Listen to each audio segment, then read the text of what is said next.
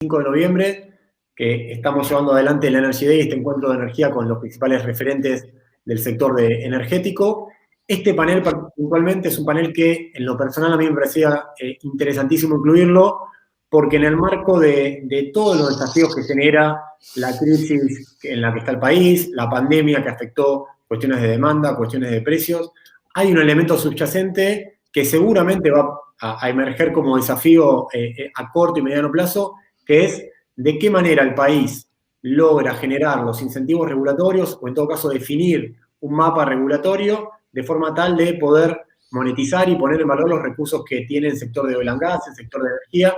Y por eso estamos en contacto con José Martínez de Oz, Pablo Rueda y Tomás Lanardone. Son tres de los principales referentes del estudio MHR, que para aquellos que siguen el sector de oil and gas sobre todo, es una referencia en todo lo que es temas jurídicos y regulatorios. Así que gracias por el tiempo a los tres. Gracias a vos, Nico. Quiero hablar con ustedes. A ver, hay un punto como principal disparador. Hoy por la mañana Darío Martínez hizo referencia a que en función de sus intenciones, la idea es que en los próximos 2 o 3 meses incluir o empezar a discutir en el Congreso un proyecto de ley justamente para promocionar inversiones en el sector de energía, tanto en el sector de upstream y seguramente también aguas abajo en el sector de petroquímica u otro segmento de industrialización. Sin embargo, y José, esto te lo pregunto como disparador a vos, que es algo que lo hemos hablado muchas veces fuera de este evento, en materia de desafíos, en materia de garantías, en materia de previsibilidad, en materia de ejes que tiene que incluir esa ley, uno no ve todavía que haya un desarrollo o haya un consenso en ese punto. ¿Qué ejes crees que sí o sí deberían estar por lo menos contemplados en un proyecto de esta naturaleza? Gracias, Nicolás. Pero ¿te acordás cuando empezamos a hablar de este tema? Decíamos que es increíble todas las cosas que pasaron si uno mira un año para atrás. Y un año para atrás, Vaca Muerta explotaba en el buen sentido, batiendo récords de producción, tanto en petróleo como gas. Se hablaba, estaba el país dedicado en planear el desarrollo masivo de Vaca Muerta a partir de encontrar mercado de exportación. Se hablaba y se estaba planeando concretamente el llamado producto de Vaca Muerta, estaban los proyectos de licuefacción. Era un país que estaba andando realmente para adelante sobre esa vía. Y ese entusiasmo yo diría que siguió incluso después de las PASO, siguió después de las elecciones, y bueno, después se fue frenando primero a medida de las idas y vueltas con la formación de los equipos de gobierno, y después vino la pandemia. Y ahora creo que es un momento oportuno para retomar este tema. Creo que es oportuno que el secretario de Energía haya mencionado este tema, porque este es el momento para empezar a planear anticipadamente.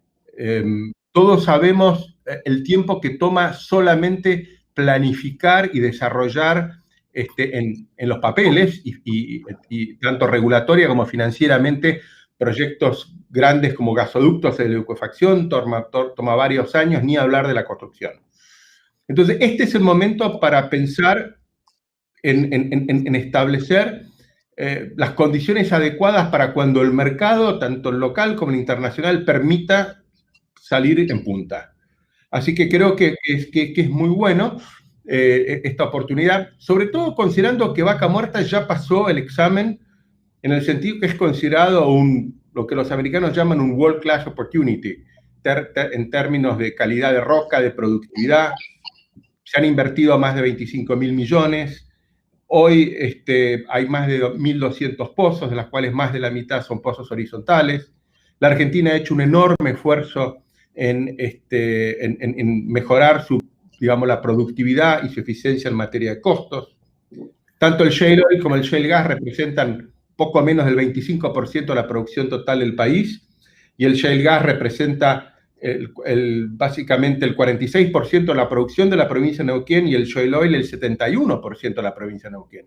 De manera tal de que las condiciones, llamémoslas geológicas, de infraestructura y logísticas, están dadas, y lo que hay que ahora es generar las condiciones de credibilidad. Ahora, José, en ese punto, justamente en generar condiciones de credibilidad, la Argentina también presenta desafíos o particularidades propias porque la economía presenta cuestiones de inconsistencias evidentes en términos cambiarios, en términos de congelamiento de tarifas, que de alguna forma complican el horizonte para adelante para saber si los precios relativos de la energía van a seguir la línea de los costos. ¿Qué tipo de garantías creés que tendría que incluir un instrumento de este tipo, una ley de promoción, para que sea exitosa en un contexto que es volátil, digamos, que no es seguramente el mejor contexto país que podemos llegar a tener? Yo creo que estamos hablando de 4 pilares fundamentales. Para cualquier proyecto de promoción que quiera, a partir, digamos, de desarrollar la exportación de shale oil, shale gas y también de proyectos industriales asociados, tenemos que hablar de 4 patas. Una pata es básicamente la posibilidad de exportar gas y petróleo en forma libre y no vinculada, y no en forma interrumpible, por básicamente las urgencias o necesidades locales de corto plazo. Sin eso no hay proyecto de exportación viable, no hay nadie que vaya a hundir cientos o a veces miles de millones de dólares en una planta de liquefacción si esas condiciones no están dadas. Asociado a eso está la segunda pata, que es la eliminación de los derechos de exportación. Es absolutamente impensable un proyecto de estas naturalezas, como las que estamos hablando, con derecho de exportación. Sean altos o bajos, la mera posibilidad de tener derecho de exportación que alteren la ecuación económica es fulminante, además del hecho de que termina, digamos, encareciendo la competitividad del proyecto. Y la tercera pata es la famosa libre disponibilidad de divisas. Esta realmente es otra pata absolutamente crucial. No hay forma en que se pueda desarrollar una inversión de esta magnitud y características sin libre flujo de entrada y salida de capitales para esta clase de proyectos, en donde tengan que ingresar divisas a un tipo de cambio que no representa el valor real de la divisa y que haya restricciones para pagar dividendos o prepago de capital o intereses. Hacemos un poco, y tu pregunta es muy importante, porque días pasados vimos que en el contexto del Plan Gas salió una resolución del Banco Central cuyo contenido está bien, pero el gran problema va a lo que vos preguntabas, la credibilidad. Y en la Argentina hemos visto tantas veces que estas disposiciones o regulaciones van y vienen. Y así como se dicta una norma al Banco Central, se deroga. Esto ha pasado aún con decretos, como fue el caso del decreto 1589, en los decretos de regulación, o más recientemente el decreto 929, que también garantizaba una serie de derechos en materia de exportación y libre disponibilidad de divisas. Entonces hay que pensar en algo más. Así que esto, por lo menos, tenemos que pensar en una ley que con amplio consenso político incluya esta garantía de libre disponibilidad. Y en realidad, para lo que básicamente los inversores internacionales esperan algo más todavía, que es la firma de un contrato de inversión, porque la firma de un contrato de inversión es lo que da estabilidad de derechos y no normas que pueden ir y volver. Un contrato es lo que se necesita. Y de la mano de esto hay algo que puede parecer leguleyo, pero no es menos importante, y en particular en un país con la debilidad institucional que tiene la Argentina, que es tener un foro neutral para resolver disputas, arbitraje internacional concretamente. Estas son las 4 patas fundamentales. Hay un punto, digamos, y se entiende, digamos, hoy durante la mañana en el panel de Upstream, los 4 expositores pusieron el foco en la necesidad de seguir optimizando costos, de seguir bajando break-even, de seguir bajando costos de desarrollo para que cierre y garantizar la rentabilidad de Vaca Muerta en un ciclo de precios bajos. Yo escuchaba a Gustavo Hock que él hacía o trazaba algún tipo de referencia o paralelismo en lo que fue el desarrollo de Camisea en Perú, un yacimiento de gas, un desarrollo de gas muy, muy importante, y el desarrollo que Pluspetrol aspira a tener en los próximos 5 o 10 años en La Calera, que es un área muy, muy atractiva en la ventana de condensados de Vaca Muerta. Pablo, en lo que es una especie de benchmark, cuando Perú puso en marcha o puso pruebas hacia el desarrollo de gas de Camisea, ¿qué tipo de regulaciones apuntó o con qué tipo de regulaciones apuntaló ese tipo de desarrollos? ¿Son aplicables en la Argentina o no? ¿O jurídicamente no conviene comparar? El caso de Perú conviene comparar, porque el caso de Perú es un caso muy parecido a la Argentina. Es un país que comienza un proceso de atracción de inversiones con una historia de extrema volatilidad y rompimiento de compromisos.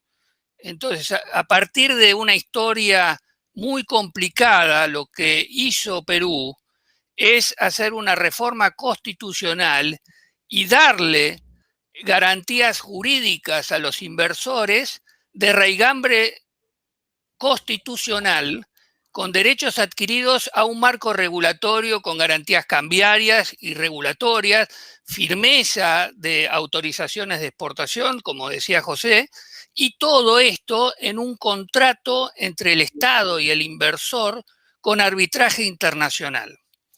Esto no representa ninguna entrega de Perú, todo lo contrario, significa la oportunidad que tuvo Perú para desarrollar su mercado, sacar gente de la pobreza y generar riqueza.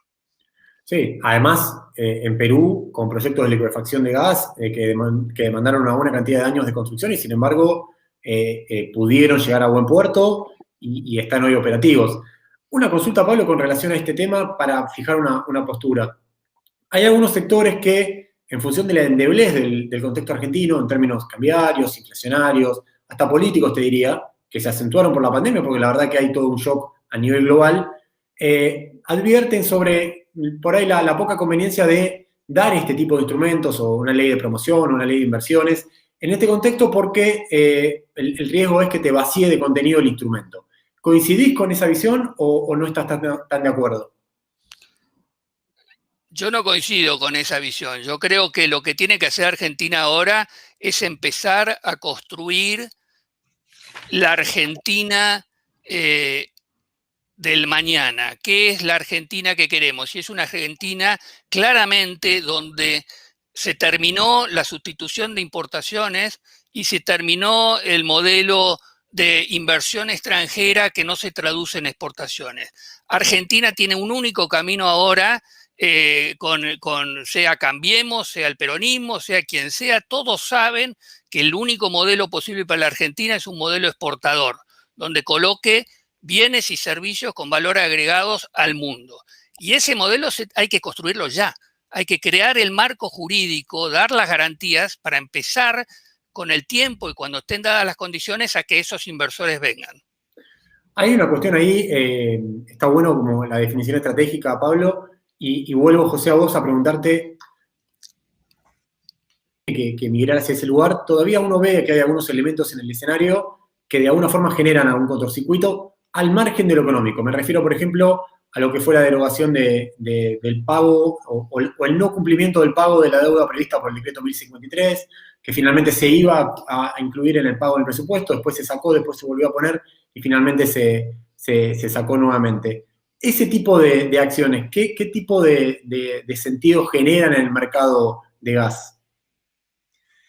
Yo creo que, mira, creo que es importante tu pregunta porque creo que a veces en el afán de ser positivos y de querer que las cosas salgan para adelante, no decimos lo que se necesita. Y la verdad es que además de las cosas, la creación de un marco jurídico adecuado, como mencioné y Pablo describió con más detalle, hay que tener en cuenta las cosas que no hay que hacer. Y creo que tenemos que decirlo, porque creo que es un mensaje que, digamos, el sector privado tiene que trabajar en conjunto con el sector público y transmitir también estos mensajes.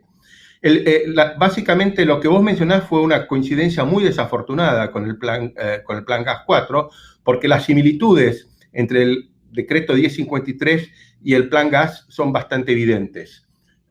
Y en definitiva, la derogación por la Cámara de Diputados en la ley de presupuesto, digamos, de este decreto, que en definitiva nunca llegaron a hacerse pagos, salvo un primer pago, y en definitiva la eliminación de la partida presupuestaria, lo que crea es dudas de por qué lo que ocurrió con el plan Gas podría no repetirse, perdón, lo que ocurría con el decreto 1053 no podría repetirse, digamos, con el plan Gas o con cualquier otro proyecto. Por eso que es importante el concepto de seguridad jurídica en el sentido de estabilidad de regla de juego, de previsibilidad, de transparencia.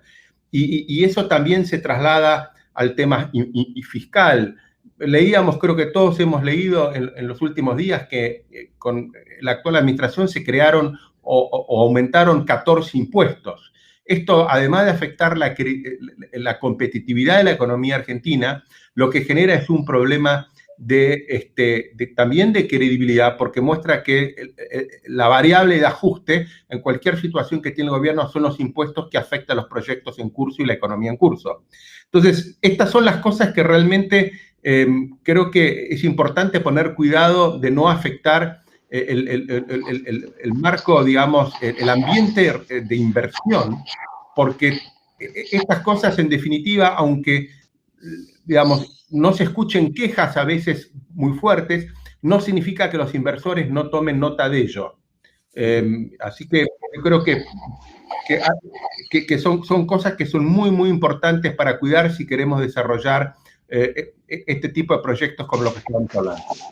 Pablo, hay una cuestión, y recién Ricardo Marcus, director de estrategia y de nuevos negocios de Texpetrol, ponía un poco ahí, en cuanto a la posibilidad de exportar gas, primero, en una primera etapa, a un mercado chileno, o buscar oportunidades en el mercado uruguayo y demás, y luego en una segunda etapa ir migrando hacia mercados como el sur de Brasil, pensar en Porto Alegre, y por qué no llegar a San Pablo vía Bolivia.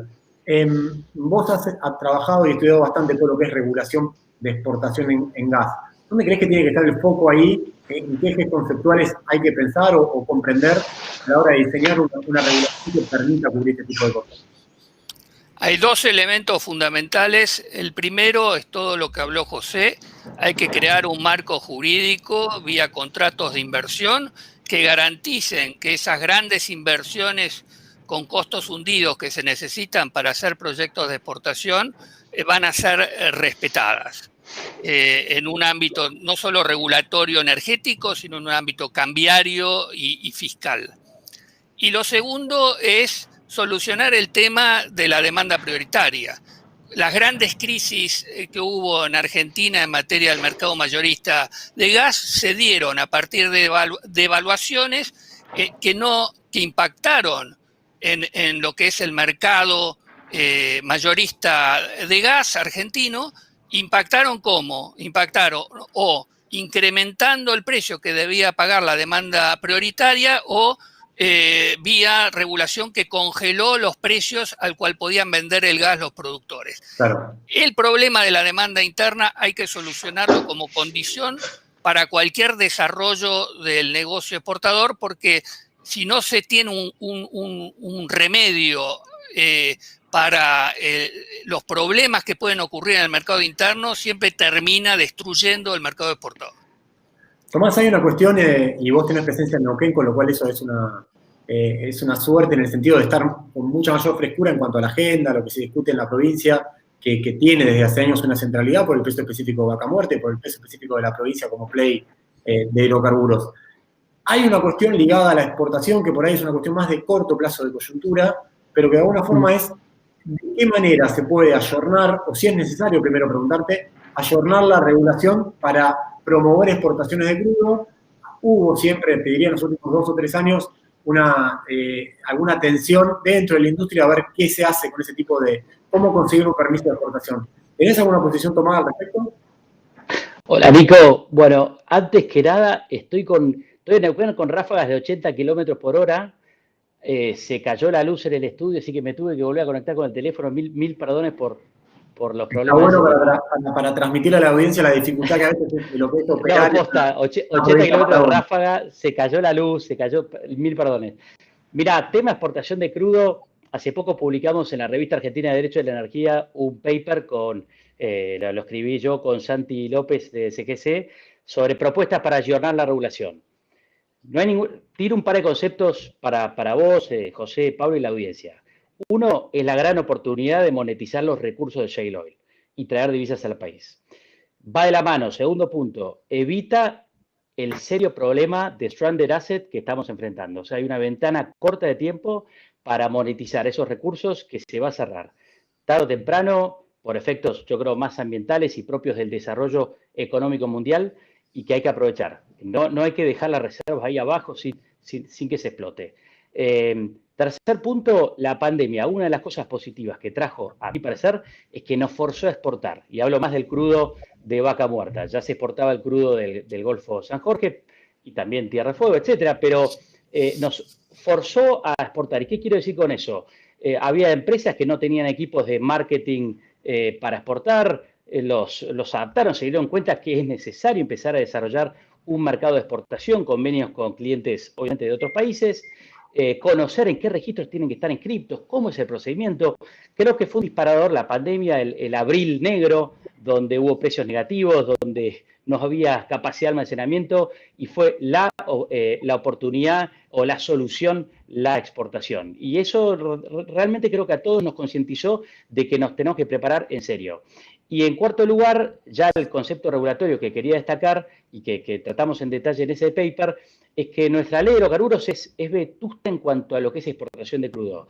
Es una ley de 1967 con un paradigma del peak oil, de que el petróleo producido en el país tiene que utilizarse en ese país y de alguna manera limitar la exportación. Era un recurso estratégico, guerras, todo lo que ya sabemos de la historia petrolera. Ese paradigma cambió. Hoy el paradigma realmente es el que va a quedar stranded asset y que hay que salir a monetizarlo lo antes posible. Y para eso yo creo personalmente que esta ley que menciona el secretario de Energía tiene que contemplar, rango de ley, todo un mecanismo que viabilice proyectos de exportación de petróleo de manera, a ver, ¿qué quiero decir? Que haya un derecho a exportar. Hay muchas regulaciones internacionales que contemplan el derecho a exportar. O sea, si vas a una ley de hidrocarburos, el concesionario, llamémoslo, o a veces es titular de otro tipo de contrato, tiene un derecho a exportar. Está así como a vender hidrocarburos, tiene un derecho a exportar. Segundo lugar, las autorizaciones, ¿cómo se reglamenta ese derecho a exportar? Bueno, las autorizaciones de exportación son de largo plazo, mínimo un año, que te permite exportar varios cargos durante el año y no uno solo, como hoy contempla la resolución 241, sino mínimo un año y no te digo casi máximo, pero estoy hablando de permisos de 5 años, de 10 años, que viabilicen el financiamiento de un proyecto de desarrollo importante, de envergadura. Tercer punto, eliminar los derechos de exportación. Y a veces suena grandilocuente decir una cosa así. Recordemos la experiencia del 2007, resolución 394, que básicamente captura en concepto de derecho de exportación toda renta que iba por encima de los $42 el barril. Cuando el precio en 110, 120 llegó a 140. O sea, después de esa experiencia, cualquier proyecto serio de exportación a Argentina tiene que tener una garantía de inaplicabilidad de derecho de exportación, o al menos, si ponele que el Estado quiera participar en una renta extraordinaria, que tenga límites cuantificados en esa regulación. Cuarto lugar, hablaba José y Pablo del redireccionamiento. Bueno, una garantía en contra de los redireccionamientos, porque desarrollar un mercado de exportación lleva tiempo. Lo vimos ahora con China, con los árabes, todas las batallas que se dan entre los players de la OPEC en ganarse clientes. Bueno, lleva tiempo desarrollar clientes de exportación. Si vos como Estado redireccionás ante el primer faltante de gasoil en Argentina, estamos mal, rompemos mercados. Entonces, ahí contemplar que ante faltantes esporádicos del mercado interno se importará volver a digamos, traer el paradigma ya no del autoabastecimiento continuo con la producción de nuestros yacimientos.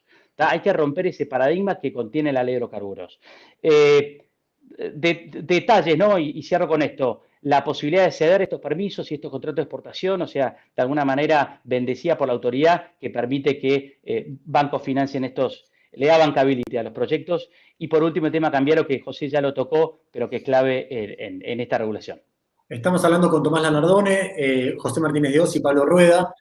A los que están siguiendo la Energía desde temprano van a ver intertextos entre cuestiones que ellos tres, que son tres de los principales abogados de la industria energética, o que asesoran a actores, empresas, gobiernos y demás, en todo lo que es agenda regulatoria del sector. Tomás hacía referencia recién a lo difícil que es capturar mercado de exportación. Antes lo escuchábamos a Pablo Vigliano y también a Juan Garobi, lo difícil también que es colocar crudo boliviano de vaca muerta en mercados nuevos, porque hay que generar confianza en el plano comercial, encontrar clientes, darles previsibilidad de que no es solamente una exportación de un mes, 2 meses, 3 meses, sino que hay una ventana o si se quiere, una continuidad, y me parece muy interesante todo este debate. José, quiero volver a vos para hacerte una pregunta concreta con qué balance haces del funcionamiento, en términos regulatorios por lo menos, del barril criollo, digamos. O sea, el barril criollo fue un instrumento que eligió el gobierno para tratar de alguna forma de saldar la discusión de precios entre productores, refinadores, cuando el precio del crudo tocó a nivel en Estados Unidos y a nivel internacional precios de $20 el Brent, El WTI, como lo hacía Tomás recién, menos $37 en abril de este año. ¿Qué balance haces de ese tipo de decisión? Yo lamentablemente tengo una visión crítica del barril criollo del decreto 488. Creo que fue una decisión desafortunada, que metió ruido en el sistema. En términos prácticos, básicamente fue una medida manifiestamente para el contexto en que se quedaba. Recordemos, como decía Tommy, qué es lo que pasaba en el mes de abril, mayo, junio de este año, donde los productores no integrados tenían dificultad de colocar su producción.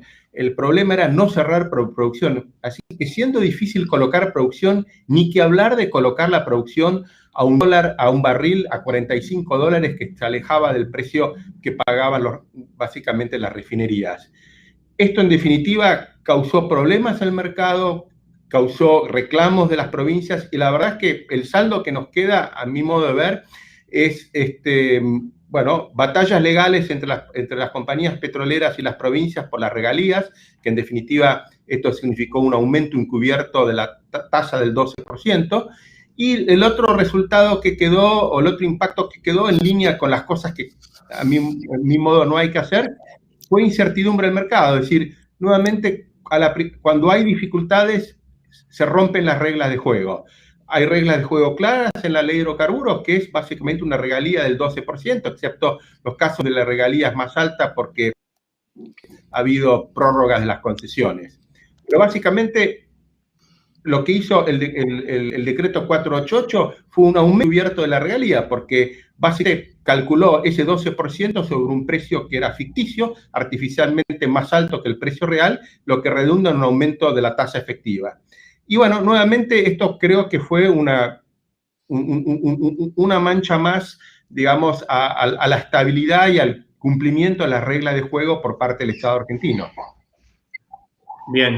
Hay una cuestión, Pablo, que quiero retomar con vos en línea también con lo que decía José, que es, a ver, hoy el secretario de Energía hizo referencia al Plan Gas, que es un programa que intenta tener un abordaje sistémico de los desafíos o los problemas que tiene el mercado de gas, sobre todo de reactivar la producción rápidamente para tener que reducir saldos de importación de gas o combustibles alternativos.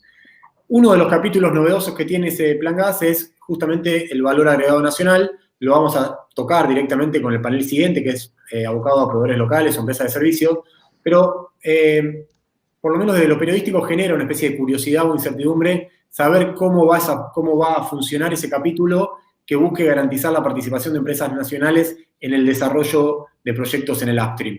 ¿Tenés alguna mirada en términos de qué desafíos regulatorios o qué desafíos en términos de defender cuestiones de compliance, de transparencia regulatoria, genera ese tipo de programas o de decisiones? Mi visión es que está armado muy ligeramente. No está armado, incluso parece estar escrito a las apuradas, está lleno de contradicciones y genera un montón de dudas que afectan innecesariamente el éxito del Plan Gas. No me pareció un proyecto serio de promoción de la utilización de recursos locales en la industria. Principalmente tiene contradicciones en lo que hace a lo que es nacional, regional y local, genera choques con otras normas, con lo cual yo creo que es una parte del Plan Gas que le falta un montón de definiciones. Está bueno como por lo menos definición conceptual. Tomás, vinculándolo también con esto que decía Pablo, si se quiere, hace falta un nivel de discusión entre autoridades o funcionarios provinciales, seguramente funcionarios nacionales, para aunar conceptos y de alguna forma que haya un consenso sobre hasta dónde llegar, de dónde llegue la regulación. Y esto te lo pregunto porque, de alguna forma, el Plan Gas busca o incluye este capítulo del VAN, de Valor Agregado Nacional, pero sin embargo también algunas provincias, Neuquén concretamente, tiene una ley de compra de neuquino que de alguna forma también genera cierta, o por lo menos algunos actores sostienen que genera cierta discrecionalidad. ¿Ves un ruido entre esas dos normas? ¿Crees que pueden coexistir? ¿Cómo lo ves en términos de desafíos regulatorios? Mirá, en un país con 10 provincias productoras, que cada una tenga una ley de compra local es un caos. Cuando además la Constitución Nacional no prohíbe las aduanas internas, promueve el comercio entre provincias, es totalmente inconstitucional regímenes de ese tipo. No me quiero ponerle yo, simplemente de vuelta marcar cuál fue la base de la Constitución Nacional. Hay jurisprudencia de la Corte Suprema, se me viene a la mente el caso Argenova, donde de vuelta trata de restringir estos regímenes locales que favorecen las industrias locales en detrimento de industrias de provincias. Para que des una idea, Nico, en Río Negro hay un compra rionegrino, en Neuquén hay un compra neuquino. Y los dos sabés bien que son provincias que conviven, industrias que están quizás localizadas de casualidad en Allen, prestan servicio mayoritariamente en Neuquén y viceversa. Entonces, yo creo que es un caos cuando cada provincia quiere hacer esto.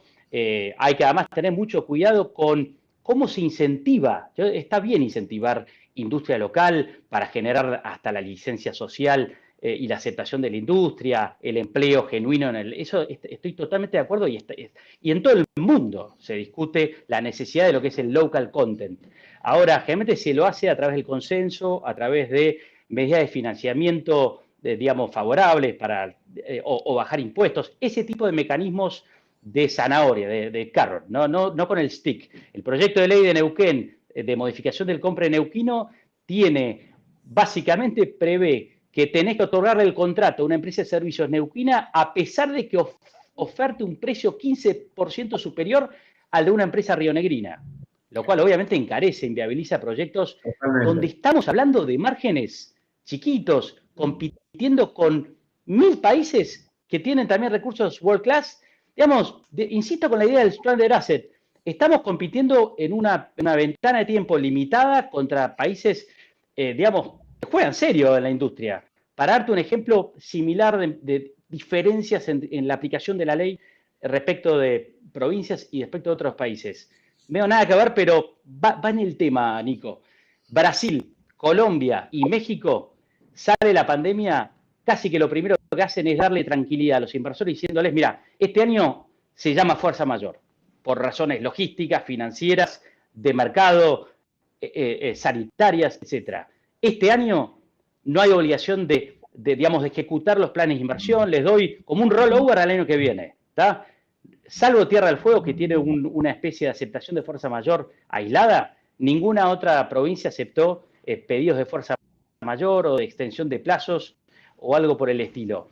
Esos son puntos, creo que a mejorar para la pospandemia en cuanto al rol que tienen las autoridades de aplicación, no solo de controlar, de aplicar la ley, sino de incentivar, de colaborar. Mal que mal, son los dueños del 12% de las reservas y la producción. Son socios en el fondo. Entonces, yo creo que ahí es donde las provincias en general tienen que mejorar. Es muy interesante lo que está planteando Tomás, lo mismo Pablo y José. Hay, si se quiere, uno ve una desorganicidad entre algunas decisiones que se toman entre el dueño del recurso, que es la provincia productora, y el Estado Nacional, que es quien fija la política hidrocarburífera en el territorio nacional. En el caso de Neuquén, hace pocas semanas o meses, te diría, se creó una polémica bastante evidente en torno a la creación de un nuevo bono que instituyó la provincia para de alguna forma incrementar la captura de renta del negocio hidrocarburífero, que de vuelta es un objetivo loable y hasta discutible. Está bien que se discuta. Lo bueno o lo que apuntamos con este tipo de paneles es a complementar con miradas distintas, a que el debate se eleve, a que haya una agenda donde se discuta, bueno, hasta dónde, hasta cuándo, de qué manera, con qué mecanismo. No sé, Tomás, si lo seguiste esa polémica y tenés alguna posición al respecto. Sí, la seguí y primero aclarar, es una resolución ministerial, ¿no? Del Ministerio de Energía y Recursos Naturales de julio de este año, publicada por el Poder Ejecutivo y tampoco fue publicada en el boletín oficial. Así que me pongo el orgullo, pero esa norma no está vigente. Bien vale la aclaración. ¿Está? Ahora, ¿cómo? No, que bien vale la aclaración, está bueno aclarar eso. Bien vale la aclaración. Ahora, es como una piedra en el zapato. Está ahí, no fue derogada, no hay una resolución ministerial en contrario, con lo cual está ahí, hay que leerla, hay que analizarla. Crea un bono que se llama extensión de área, que básicamente, Nico, para explicarlo en términos claritos, es una regalía, a mi parecer, presunta y anticipada. ¿Qué grava? el 2% de los recursos hidrocarburíferos que se espera producir en la superficie remanente. ¿Qué es la superficie remanente? Toda la superficie de un área por fuera del área del piloto. Como vos sabés, cuando vos vas y pedís una concesión no convencional de hidrocarburos, hacés generalmente un piloto con, ponele, 2 pads de 3 pozos cada uno, 4 pozos cada uno. Bueno, el resto es superficie que vas a desarrollar durante los 35 años de vida de la concesión no convencional. Es lo que busca es grabar el hecho de otorgarte una concesión sobre esa superficie que está por fuera del piloto, que como 28% generalmente de la superficie de un pedido de SENCH, y te dice, el 2% de los recursos que yo creo que vas a producir en base a pozos testigos de la zona, etcétera, bueno, me lo tenés que pagar upfront para que yo te otorgue la concesión no convencional. Eso es a ver, varios conceptos que me gustaría. Primero, no nos olvidemos que las provincias no pueden legislar en materia de fondo. O sea, es un principio sagrado. La ley de hidrocarburos y la reglamentación es de orden nacional, es federal. Y es algo positivo que ayudó a que el país tuviera desarrollos petroleros más en un país federal. ¿tá? Es importante tener una uniformidad en todas las provincias. La ley federal ayuda en ese sentido, o sea, establecer parámetros uniformes. Las provincias no pueden legislar en materia de fondo petrolera. Está prohibido y la Corte lo ha aclarado 1000 veces. Esto definitivamente es modificar las reglas de juego de la Ley Federal de Hidrocarburos. Y es importante, ¿de dónde venimos? Venimos del 2014, que se modifica la Ley de Hidrocarburos con consenso, más allá de que obviamente hubo discusiones a nivel OFEPI versus YPF, el Estado Nacional, etcétera. Hubo un acuerdo federal de hidrocarburos que acompañó el proyecto de ley nueva de hidrocarburos. O sea, todas las provincias aprobaron en un acuerdo federal de hidrocarburos la ley 27007, que creó la concesión no convencional y estableció límites al government take provincial. ¿tá? Límites que no se pueden sobrepasar por urgencias fiscales. ¿tá? Me parece que ahí estás. También un tema de respeto a las reglas de juego. Yo sé, insisto, tú una mirada muy leguleya, pero es importante de vuelta de dónde venimos, qué es Argentina, digamos, un país federal con una ley de hidrocarburos federal que hay que respetar, y no solamente con este bono, Nico. Ahora se vienen las segundas prórrogas de muchas concesiones que están venciendo 2024, 2025, 2026, y ya ves que hay provincias, y no, acá no cito ninguna en especial, que crean bonos que no tienen nada que ver con el bono que fija el artículo 58 bis de la ley de hidrocarburos. Entonces, estos intentos provinciales de ir por encima de la ley federal de hidrocarburos son múltiples y yo creo que le hacen mal a un desarrollo a la escala de la industria. Porque si realmente acá estamos a producir 1 millón de barriles día, y yo creo que estas cosas definitivamente entorpecen. Le voy a dejar el cierre a José Martínez de Oz con una pregunta, si se quiere, alejada un poco de lo regulatorio, del technicality, que seguramente es el área de mayor confort de José, porque hace años que hace lo que asesora en materia jurídica y lo hace muy bien. A mí me da la sensación, José, que estamos en un momento de quiebre. El país necesita dólares, necesita ingresos de divisas, sobre todo necesita ampliar su masa de exportaciones, porque está estancada en torno a los 70.000, 75.000 millones de dólares. Y el país necesita una buena cantidad de dólares más para cumplir con sus obligaciones de deuda, para generar el balance comercial adecuado para que haya estabilidad cambiaria, si se quiere. ¿Crees que estamos en condiciones de dar vuelta a la página a pesar de todas las turbulencias, las dificultades macroeconómicas? ¿Crees que hay una ventana de oportunidad en ese sentido o cómo lo analizás? Mira, creo que aquí aplica aquello de que querer es poder. Digamos, no hay ninguna maldición que pese sobre la Argentina. No hay ninguna razón por la cual la Argentina no pueda tomar las decisiones correctas. Creo que el tema pasa en priorizar el mediano y largo plazo por sobre el corto. De ahora viene de atrás priorizando la urgencia, el corto plazo. Y en el altar del plazo sacrificamos el crecimiento. Como el ejemplo que recién ponía Tomás con esta resolución 53 de Neuquén. Es decir, por la voracidad fiscal de tratar de capturar, en definitiva, una renta en forma anticipada, porque se está anticipando la producción de 15, 20 años y se pretende cobrar un porcentaje por adelantado. Lo tenemos con la presión impositiva argentina a nivel nacional, con este llamado nuevo impuesto a la riqueza y con los incrementos de impuestos. ¿Cuál es la consecuencia? Pan para hoy, hambre para mañana. La urgencia fiscal, aumentamos la recaudación a veces en forma que ni siquiera mueve la aguja, pero ¿qué hace? Las grandes empresas argentinas se te están yendo del país, o por lo menos quienes no se van piensan 4 veces antes de invertir. Es decir, nuevamente la Argentina tiene que parar la pelota, tiene que pensar a dónde quiere ir. Creo que esta ley es oportuno, la propuesta del secretario de Energía de debatir esta ley, porque da la oportunidad de generar un consenso de largo plazo. Y cuando hablo de un consenso, hablo de un consenso multipartidario. Creo que, digamos, más allá de las diferencias de opinión que puedan tener los partidos sobre la economía, me parece que nadie puede no coincidir en la necesidad de desarrollar, digamos, Vaca Muerta, y desarrollar, además de Vaca Muerta, el negocio, digamos, de la exportación hidrocarburífera, tanto petróleo como gas. Creo que en todas las cuencas, no solamente en Neuquén. Creo que todos, naturalmente, tendremos que estar de acuerdo con eso, y lo que es importante es el cómo. Y en el cómo es importante tener la cabeza fría y darse cuenta que en la medida en que sigamos priorizando las urgencias fiscales de corto plazo, vamos a sacrificar el crecimiento de la Argentina, vamos a sacrificar la salida de esta crisis tremenda en la que estamos, y esto, en definitiva, solamente se puede hacer con políticas de Estado que gocen de un amplio consenso. Este es el momento para hacerlo, no esperemos más. Y la verdad que el momento de crisis que tenemos ahora, justamente crisis es también una oportunidad. Y esta es la oportunidad para prepararse, para salir de punta cuando la pandemia termine, que va a terminar con la vacuna, meses más va a terminar. Esta es la oportunidad para prepararnos. Les agradezco a los tres, la verdad que son temas recontra interesantes. Por ahí hay un technicality o hay cuestiones técnicas que a los que no están muy encima en la industria de oil and gas, en la industria energética se le escapan, pero créanme que en los distintos ejes que fueron tocando tanto Tomás como José como Pablo, hay valor, se está discutiendo mucho de los temas que ellos fueron tocando, se están discutiendo ahora entre estados productores, empresas productoras, gobierno nacional. Así que de mi parte agradecerle el tiempo, estamos en contacto por un momento. Son temas, la coyuntura actual es tan volátil que seguramente en 3, 4, 5 meses vamos a tener que hacer algún tipo de catch-up o actualización para ver dónde estamos parados, pero de mi parte por ahora, para no pasarnos mucho más del tiempo, agradecerles la participación. Gracias, Nico. Gracias a vos, Nicolás. Hasta luego.